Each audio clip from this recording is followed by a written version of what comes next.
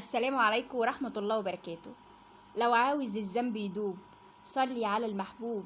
لو عايز يتبلغ باسمك واسم الوالدين سلامك للرسول عليه الصلاة والسلام. لو عايز تبر الوالدين صلي على الرسول. لو عاوز تشوف الخير يوم الممات صلي على الرسول. لو عايز الرزق يدوم صلي على الرسول. واوعى تنسى الذكر، ألا بذكر الله تطمئن القلوب. تسلم عليك الملايكة ويكلمك الرحمن.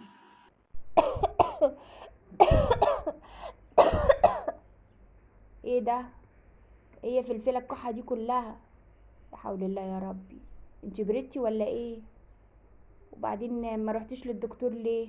يديكي دوا كحه. مش عارفة يا فلفلة. مش عارفة الكحة دي ماسكاني بقالها كتير، ومش عارفة اعمل ايه فيها. بقول اروح للصيدلي يديني دوا. الصيدلي يديكي دوا؟ ايه اللي بتقوليه ده يا فلفله؟ انت لازم تروحي للدكتور وتشوفي عندك ايه بالظبط. بقولك يا دينار، مش ممكن تقوليلي وصفة عشان الكحة دي تروح، زي ما اكون عندي احتقان في زوري يا دينار. بالله عليكي شوفيلي اي حاجة اجربها قبل ما اروح للدكتور، يمكن ربنا يزيح عني يا دينار. عندي وصفه يا فلفله. تعالي لما اقولك على 7 وصفات. 7 وصفات ما بعدهم 7 وصفات يا فلفله. صلي على سيدك النبي يا فلفله. عليه الصلاة والسلام يا دينار، عدد خلقه في السماوات والأرض وما بينهما. بصي يا فلفله، لو جبنا دبس عصير العنب وغليناه وشلنا الرغاوي طبعا من عليه، وبعد ما يغلي فترة كده زمنية معينة تحسي ان هو عقد المية بتاعته، بنرجع نحط عليه التين والحلبة ونمزجهم ببعض ونغليهم برضو وتشربيهم. ووصفة تانية يا فلفلة، لو جبتي بأمر الله الحلبة بتاعتنا الحصى دي يا فلفلة، ننقيها ونغسلها وبعد كده نسيبها تنشف شوية. لو جبناها وحطيناها وغليناها في الماء المغلي وبعد كده حليناها بالعسل النحل، برضو بأمر الله بتشفي يا فلفلة.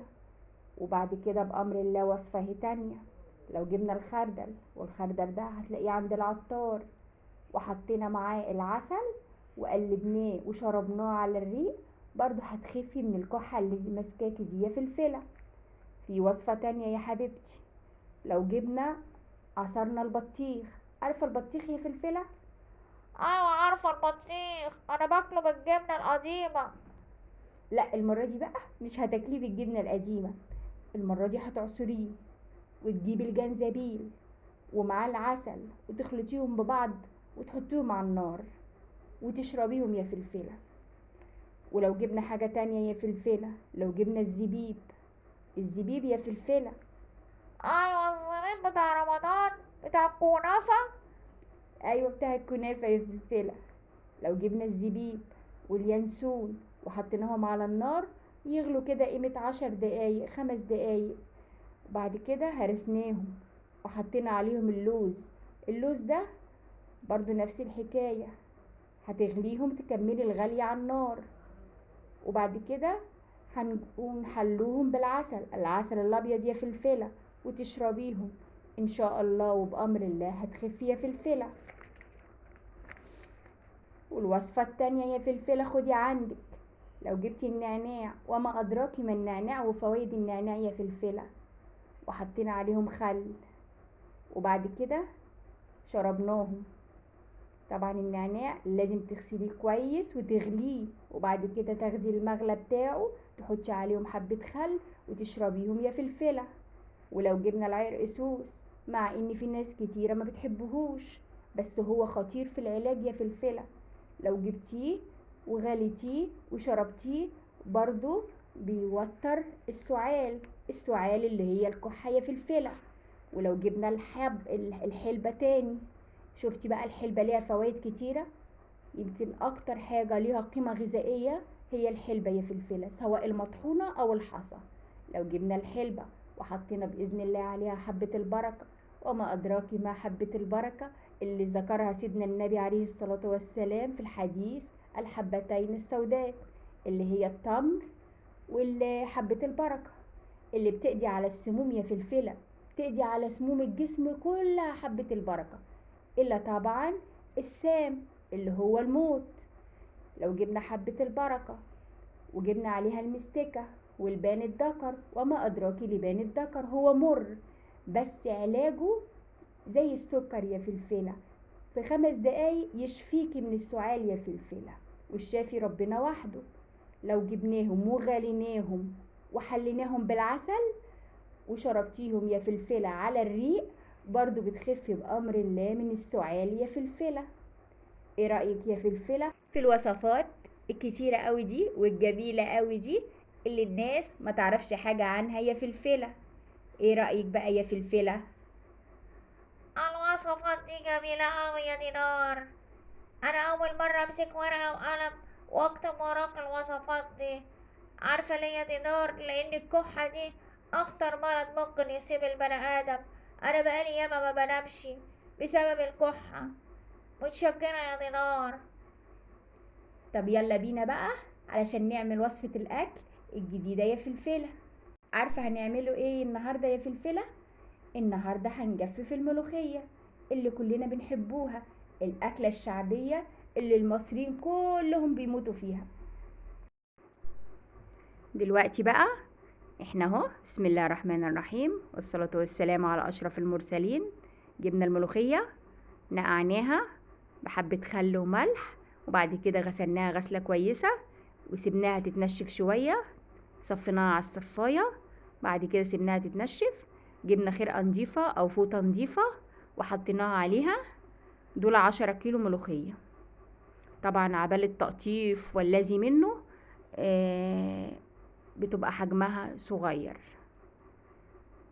اللي انت بتعمليه ده ايوه يا دينار، ورق الاسترتش. جبنا ورق الاسترتش بقى.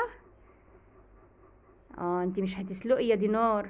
المرة دي مش هتسلق يا قرشانة يا دينار، المرة دي مفيش سلق. غيرت الطريقة طبعا بتاعتها.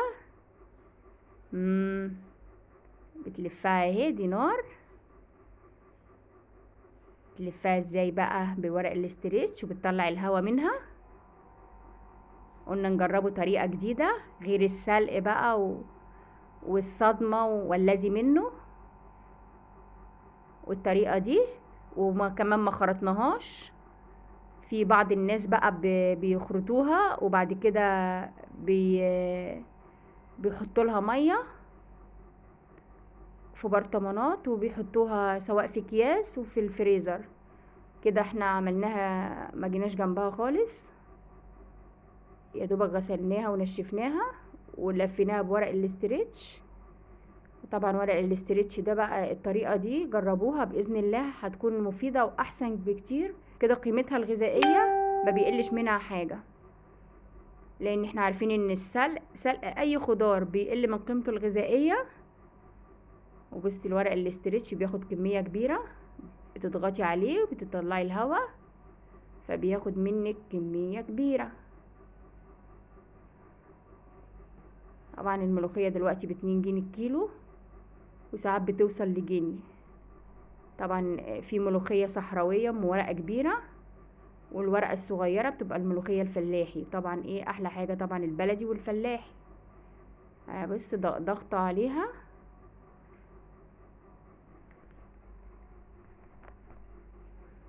جبتي كمان ورق العنب. يا قرشانة يا دينار. ورق العنب غسلناه برضو من غير سلق. في بعض الناس بتسلقه، ساعات بيحطوه في البرطمانات ويحطوه المحلول بتاعه، محلول الملح بالمية، ويحطوه على بخار في المية اللي داخل الحلة داخل الإناء يعني علشان يستوي نص التسوية. بس هو طبعا بيتغير لونه. فالطريقة دي أحلى ان انتي تغسليه. بصي بتحط ورقة تحتيها ورقة، ما بيتحطوش فوق بعضيهم، بيتحطوا في نهاية الورقة بتحطي الورقة التانية. بعد كده بتبتدي تلفه زي اللور. بص ده ورق عنب نباتي بناتي اهو. بص بناتي، ورق العنب البناتي اللي هو الصغير. لكن في ورق تاني بقى في السوق كبير كده بيبقى صحراوي او بيبقى ورق توت، فبتحسي بطعمه وهو بيتاكل، وهو بتحسي ان هو مختلف. لكن ده بقى بيبقى بص طلعت برضو. يا قرشانة يا دينار اهي، هي عملت لور واحد بس، لفة واحدة اهي بس، والباقي ملوخية. بصوا الضغطوا ازاي، ال10 كيلو مش باينين كمان.